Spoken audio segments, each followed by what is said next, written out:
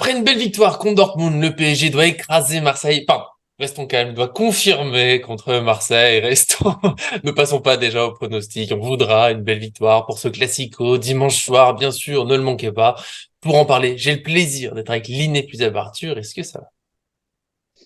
Salut John, salut Nico. Bah ouais, tu sais, hein, tu me connais maintenant. Avant un classico, bah Heureux à 8 sur forcément, 5.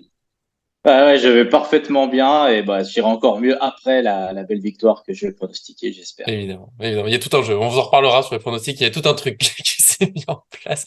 En tout cas, on va parler, voilà, le groupe parisien, l'équipe parisienne possible, nos pronostics. Et malheureusement, comme on aime le souligner, John est avec nous là aussi. Bon, on l'embête pour de vrai. Tout se passe bien. Tu sais qu'on t'aime. Est-ce que ça va? Ouais, ça va. Et puis je trouve qu'une fois qu'on a lancé le record, vous êtes beaucoup plus sympa avec moi. Donc ça fait plaisir qu'on entame le record comme ça. C'est parti. On est dans un bon moment. Bon, en tout cas, Tu ravi vois, mais du d'être coup, avec les vous gens qui se aussi. sont déjà dit, vas-y, Nicolas, il est pas gentil avec lui. Maintenant, ils vont se dire, mais qu'est-ce qu'ils lui font en dehors? Pourquoi il est là? Voilà. Un jour, on vous montrera les coulisses. Il faudrait que J'ai des j'enregistre toute la marques. réunion. J'ai des marques. Ouais, ouais, que je montre un peu, si vous le voulez, dites-le dans les commentaires, on vous montrera des coulisses, promis, il se passe des choses, des fois, mais bien sûr, revenons à l'essentiel, pensant ce PSG Marseille, comme j'ai dit, le groupe, l'équipe parisienne, nos pronostics. Avant ça, n'oubliez pas le petit j'aime sur la vidéo pour nous soutenir, bah, ça fait toujours plaisir, tout simplement. Et puis, abonnez-vous en activant la cloche pour ne rien manquer de nos vidéos. On voit que vous êtes de plus en plus nombreux, bah, c'est un vrai bonheur, tout simplement. C'est parti pour ce PSG Marseille, il faut le dire, on enregistre avant d'avoir eu la conférence de presse, le point médical, donc on va faire un peu aux dernières nouvelles qu'on a eues, et globalement c'est que rien ne devrait avoir changé par rapport au match contre Dortmund. Donc Nuno Mendes et Kimpembe, oui, on les attend toujours, ils s'entraînent un peu, des fois avec le groupe, enfin Nuno Mendes un peu avec le groupe, Kimpembe un peu sur le terrain. Voilà, globalement, c'est pas pour tout de suite. Marco Asensio, il est blessé, on va dire, pendant moins de dizaine de jours environ. On avait dit qu'il fallait faire une croix sur le mois de septembre. Et cette fois, je ne me trompe pas, Lee Kang-in est bien parti aux Jeux Asiatiques avec la Corée du Sud. Je suis désolé pour le match contre Dortmund. Moi, j'avais compris, j'avais vu une date. Voilà, punissez-moi, je suis horrible, je suis nul. Mais enfin, c'est comme ça. En tout cas, là, c'est sûr. Il n'est pas là et normalement tous les autres sont là, sauf mauvaise surprise. Dans ce cas, bon, bah, je viendrai vous le corriger ça dans les commentaires. Et moi, bah, je suis parti sur l'équipe parisienne. Et très simplement, alors ceux qui étaient pas là, je vais la répéter, mais la même équipe que contre Dortmund, enfin celle qui a démarré, celle que j'avais dit, voilà, je vais pas m'envoyer trop de fleurs, mais bah, Donnarumma dans les buts, défense Hakimi, Skriniar, Marquinhos, Hernandez, au milieu Ugarte, Zaïre Emery, Vitinha, et en attaque Dembélé, Colomoni, Mbappé. Ils ont joué mardi en Ligue des Champions, ça laisse du temps pour s'en remettre. Ils ont été surtout très performants ensemble. Alors voilà, je vois pas pourquoi on les changerait particulièrement. Il y a un petit souci d'efficacité offensive, en même temps ça vient avec les automatismes, en jouant ensemble, avec la confiance. Donc voilà, moi je pars là-dessus. Qu'est-ce que vous en pensez? Ouais, juste j'avais une petite question parce que du coup j'ai peut-être pas suivi ou j'ai manqué l'information. Hernandez, il était sorti blessé ou finalement c'était quoi son truc? Bah, il est sorti Ouais, avec une douleur, mais il n'y a rien eu ensuite. Donc, je pars du ouais. fait que ça va. J'avoue, c'était mon petit doute, mais je pars du fait que ça va. On peut en reparler. C'est vrai que du coup, vu qu'il n'y a rien eu dessus, je me dis ça va. Ça se trouve, on va voir qu'il est forfait. On peut discuter, si tu veux, d'une option s'il est forfait. Ouais, Kurzawa bah écoute, étant moi interdit. je suis assez d'accord avec toute ton équipe, on va dire juste avec le point d'interrogation Ramos Colomwani en numéro Hmm. 9 qui me pose un peu question, mais ça on pourra, John, je sais qu'il voulait aussi l'aborder potentiellement. Mais du coup, ouais, pour ce poste d'arrière gauche, c'est peut-être un petit problème, parce que tu as dit, Nuno Mendes pas là. Si Hernandez ne devait pas être là, on a vu que c'était Marquinhos qui avait pris le côté Hmm. gauche contre Dortmund quand il est sorti, Hernandez. Donc Kurzawa, qui était pas dans le groupe, hein, de toute façon en Ligue des Champions, sera peut-être dans le groupe contre Oui, Marseille. mais non. Ah oui, je sais que ça te fait peur, Nico, mais en même temps, à un moment, voilà, c'était quoi l'option Marquinhos à gauche? Ouais. Ah, c'est Ouais, plus tu préfères sécurisant. ça à Ah, Kurzawa? moi, je me sens D'accord, mieux. Moi, je me sens mieux. Je vous d'accord. laisse. Je Bon, bah voulais dire écoute, Kurzawa, hein, voilà, c'est. mais Non, bah écoute, c'était mon point d'interrogation. Donc hmm. moi, Marquinhos, écoute, de toute façon, il fait largement l'affaire, mais voilà. Quid de Kurzawa? Pourquoi ils l'ont gardé? Si c'est même pas pour jouer quand Hernandez, Nuno Mendes et personne n'est présent sur le côté. Donc voilà. Et puis offensivement, bah, je vais laisser John la parole, parce que tout à l'heure il en a parlé un peu en off, mais effectivement, il y a peut-être ce petit doute Ramos Colomani. Ouais, je rebondis juste sur ce que tu disais tout à l'heure, Nico, sur le fait de te punir par rapport à Lee Kang-in. Punissez-moi d'abord, s'il vous plaît. Je suis là pour ça, Toujours. j'adore ça. Voilà. Donc, Nico Avec après, plaisir. moi d'abord. Non, blague à part, moi, Évidemment. alors, sur toute la compo, je suis d'accord. Ils ont joué mardi, ils ont eu beaucoup de temps pour récupérer. Ils ont eu 24 heures de repos, donc les organismes, ils sont bons, ils sont frais. Donc, Je vois pas pourquoi on changerait l'équipe qui commence à bien tourner ensemble. Et de toutes les manières, même s'il n'y a pas de concurrence, il faut quand même, enfin, même s'il y a beaucoup de concurrence et que personne n'est titulaire de base, comme disait Enrique, il y a quand même des automatismes à avoir et plus ou moins une équipe type. Le seul bémol que je mettrais, c'est plutôt Gonzalo Ramos en numéro 9 plutôt que Kolo Muani, où Kolo Muani a eu sa chance, entre guillemets, face à Dortmund. Et on a vu qu'il y avait peut-être besoin d'un peu plus de temps, peut-être d'un peu plus d'automatisme. Et ce qui est normal, il a fait même pas 30 minutes sur son premier match. Il a été titularisé sur un match de Ligue des Champions direct. Voilà, là on joue contre Marseille, on joue pas une équipe de bas de tableau, de milieu de tableau ou la Coupe de France. Donc c'est peut-être pas sur ce match-là où je me dis on va faire des tests ou on va se relancer. Je pense qu'il vaut mieux assurer le coup et qui pour moi le score on en reparlera après, mais sera pas je pense si élevé que ça. Je vous dirai pourquoi. Mais par contre je vois bien peut-être à la 65e, 70e, Barcola prendre la place de Dembélé, Kolo Muani prendre la place de Ramos, et Lee aussi rentrer sur le terrain. Tout ça pour non, lui, il est apporter pas de la... là. On l'a redit, on l'a Ah oui, souligné. putain, quel con. Il est- Ah bah, Oh là là. punissez-moi, c'est Ah parti, bah bah, là, c'est mon oui, bah tour, là, c'est punissez-moi. vérité. Alors là, en plus, Punissez-moi. il m'écoute pas, tu te rends compte? Je le Bon, sors de la vidéo ou pas? Dites-moi si j'aurais dû le c'est sortir. Voilà, je le saurais. c'est mes notes que j'ai prises ce matin très tôt parce que j'ai pas réussi à dormir. Bref, en tout cas, un autre joueur pour apporter de la fraîcheur et de la combativité où on va avoir besoin à ce moment-là du match. Ouais. Et sinon, Vas-y. John, qu'est-ce que tu penses Moukielé de en l'option 6. Lee Non, mais Lee au milieu. Ah bah, titulaire, du coup. Il sera titulaire, mais en Asie pour les Jeux Asiatiques. Pour Colomoni, en fait, Colomoni Ramos, pour l'instant, je trouve que c'est un peu égal. J'arrive pas à dire que l'un a été vraiment meilleur que l'autre. Ils ont des registres un peu différents. Colomoni, c'est un peu plus technique. Ramos, c'est plus un buteur. Mais je trouve que les deux en attaque, bon, bah, ils ont eu des rôles pas simples. On les trouve pas beaucoup. Là, il y a plusieurs fois, je l'ai dit dans ma vidéo analyse, je crois, où Colomoni fait des très beaux appels en profondeur. Il est pas servi, mais Ramos a vécu un peu la même chose. Quand j'analyse le but de Hakimi, il y a Colomoni, ses déplacements ils sont super intéressants pour libérer de la place aux autres. Ramos aussi il l'a fait plusieurs fois. Il y avait un but de Mbappé contre Nice où l'appel de Ramos libère de la place. Donc j'arrive pas à dire l'un ou l'autre. Les deux sont capables de marquer. Ramos, bah, son but contre Dortmund, il est hors jeu, mais on voit qu'il a quand même pas tout perdu. Il est capable d'aller mettre des buts. Je pense que Colomoni aussi. Donc après c'est vu qu'il était titulaire en Ligue des Champions, j'ai l'impression qu'Enrique pour l'instant le met devant parce que bah c'était quand même Dortmund, c'est la Ligue des Champions. Et dans ce cas, vu que pour moi, en tout cas, il a pas perdu de points spécialement, bah il recommence et peut-être qu'il sort plus tôt, peut-être que Dembélé sort. Moi, ça reste Dembélé, je trouve, voilà, encore pas assez efficace, mais je suis dans l'idée, comme j'ai dit au début, bah, peut-être qu'il faut qu'il enchaîne, parce que Dembélé, il a quand même du talent, il a quand même créé des actions, il crée l'action sur le penalty, c'est lui qui avait fait le centre. Donc, le sortir, est-ce que c'est pas aussi le mettre dans le doute, alors qu'il a justement besoin de ce petit déclic pour se mettre en confiance? Voilà, moi, je reste là-dessus, mais si c'est Ramos, clairement, je n'irai pas créer au scandale, j'ai failli le mettre, j'ai hésité, voilà, on a des options.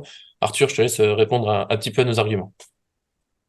Ouais, bah alors déjà sur plusieurs points, on a vu que Enrique, bah, il a testé contre Nice, Kolo Muani à droite avec Ramos et Mbappé, et il a testé contre Dortmund avec Dembélé, Kolo Muani en neuf et Mbappé à gauche.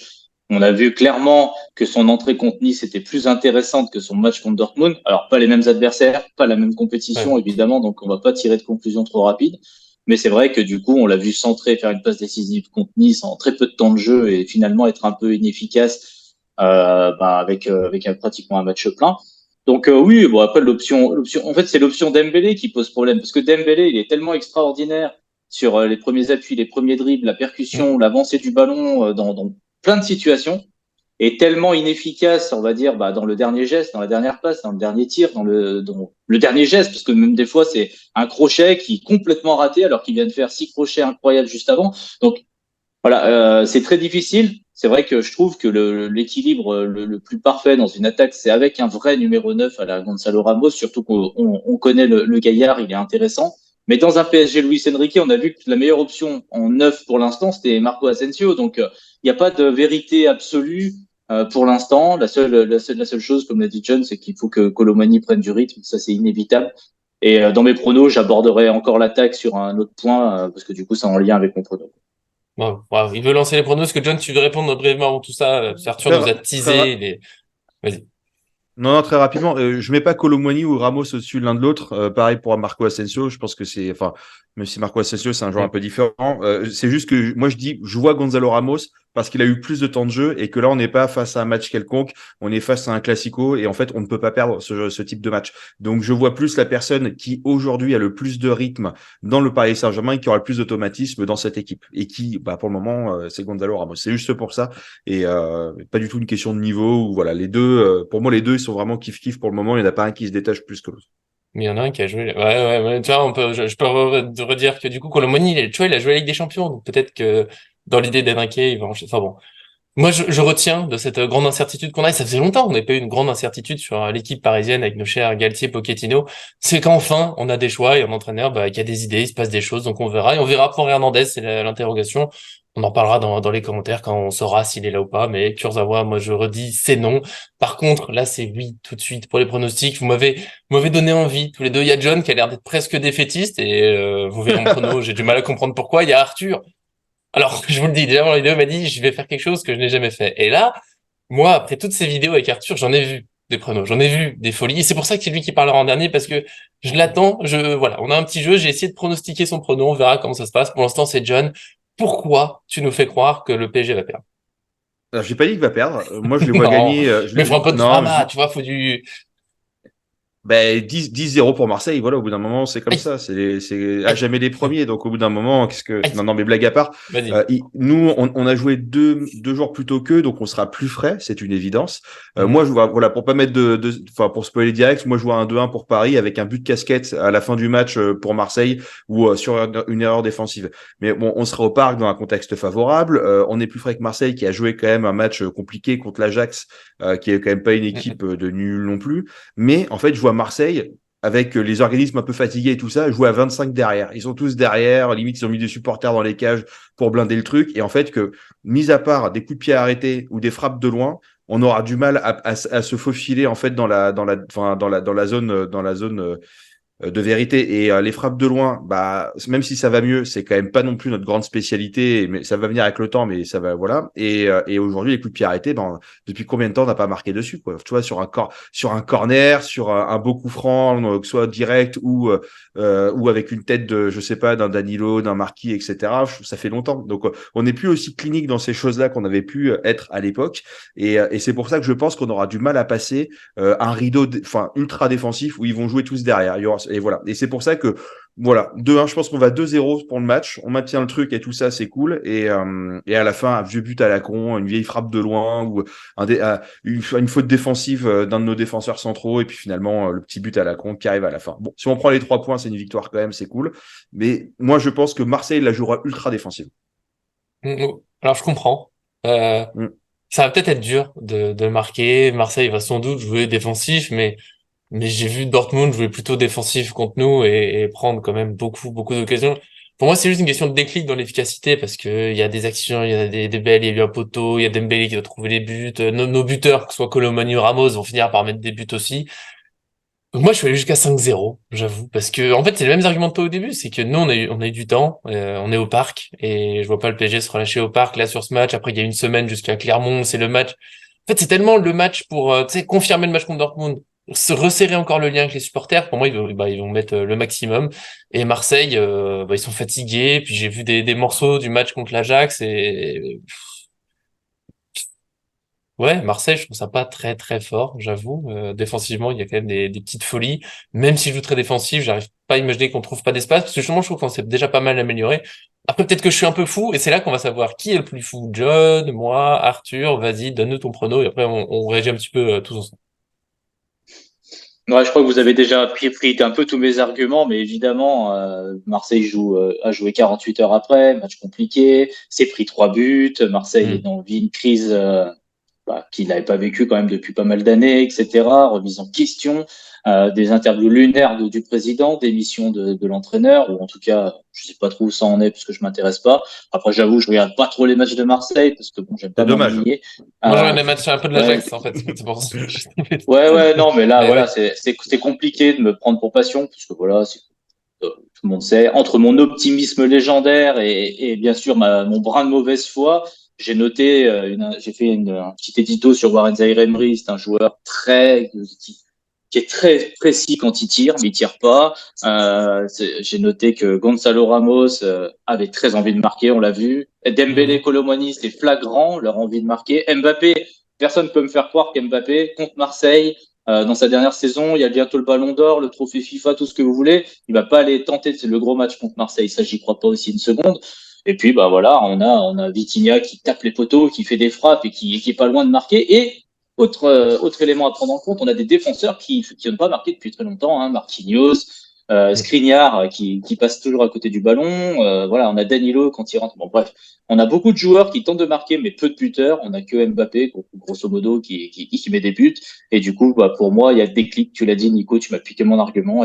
Et en ça, je vois un festival offensif. Pour toutes ces raisons-là, je vois évidemment un festival offensif du PSG. On sait que ça se joue à rien.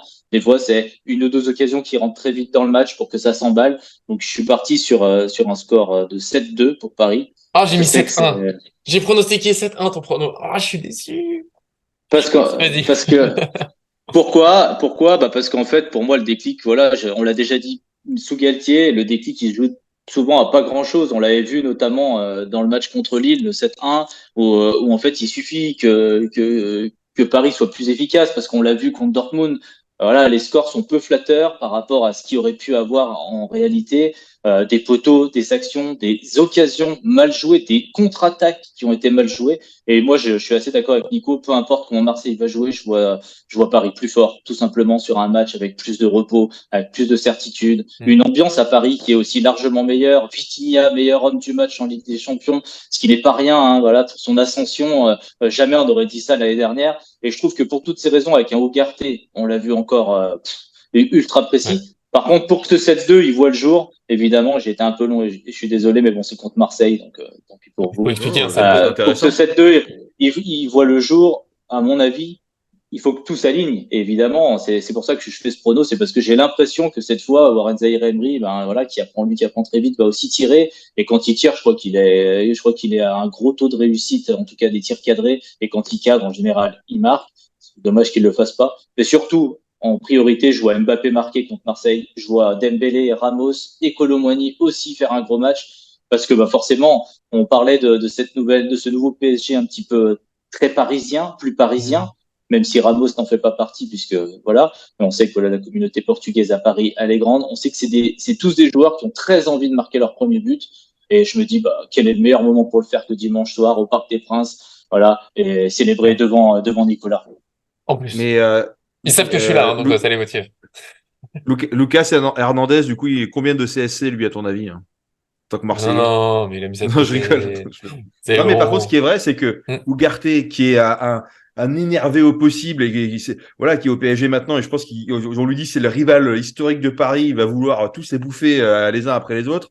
Warren Zaïre-Emery, qui est produit pur parisien, machin, etc., qui va vouloir vraiment défendre son club de cœur, avec qui il dit en tout cas vouloir faire toute sa carrière. Mbappé, Dembélé, Kolo Muani, effectivement, c'est ça aussi. Et puis Vitinha, qui aujourd'hui a réussi à choper son statut, qui voudra pas décevoir une seule seconde. Donc déjà, là, effectivement, on a une grosse motivation sur ça. C'est clair. Mais t'es toujours à 2-1, du coup? Ouais, en fait, mais moi, c'est pas Paris le problème, c'est Marseille. Et si les mecs ils jouent à 1000 derrière, en fait, bah tu peux pas passer, tu peux faire tous les dribbles que tu veux, tu te feras prendre le ballon, tu feras. Non, mais... Donc, il faudra faire des frappes de loin. Et en même temps, ces dernières années, nous, le Bayern, le Barça, quand t'es en forme, tu peux massacrer une équipe qui défend bas, ça dépend de plein de choses, de comment toi tu joues, de l'énergie que t'as, de ton efficacité, et puis de l'adversaire. Après, moi, Marseille, je me cale sur le fait que je les ai vus se faire remonter 2 fois à 11 contre 10 en Ligue 1. Alors, je sais plus quels adversaires, puis Metz et je sais plus, Nantes, comme ça. C'est même pas des fous de regard. Alors, Marseille va sans doute se sublimer contre nous, mais là, ils ont joué en Europe avec une équipe qui ressemblait un peu à l'équipe type. Ils ont joué contre l'Ajax, ils ont galéré à obtenir le 3-3. Tant mieux pour eux s'ils ont pris un point, mais j'ai vu des extraits, franchement, c'est pas le même niveau que la Ligue des Champions. Même l'Ajax, hein, globalement, un peu décevant dans certaines relances. Donc voilà. En tout cas, je trouve qu'on a un bel éventail de pronostics. Il y a le 2-1 où, bon, bah, John nous déçoit de nouveau, comme d'habitude. J'adorais, moi 7-1, je me régale. 7-2, 7-1, je me régale, moi j'adorais. Je le dis pour tout le monde, on va lancer une nouvelle étape dans nos pronos, c'est des pronos des autres. Ça va peut-être être un peu compliqué comme vidéo, on verra si ça reste pour toujours. Mais en tout cas, voilà, du 2-1, du 5-0, du 7-2, je pense on a rarement été aussi éparpillés.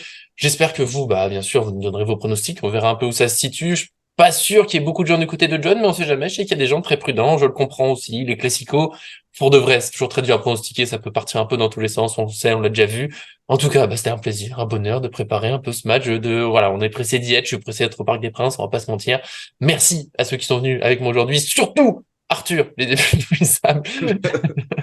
Merci à toi. Bah écoute, merci Nico, et puis bah John, salut. Non, je plaisante, merci à John aussi. Non, on T'es pas avait obligé dit de qu'on serait revenir. sympa avec John. Le bisutage, il dure qu'un an, John, t'inquiète pas. Non, mais tout va bien. En tout cas, bon, Il reste on du temps. espère que Paris va gagner déjà. Et puis après, voilà, pour les pronostics, on sait bien que si on s'amuse pas, bah c'est pas amusant.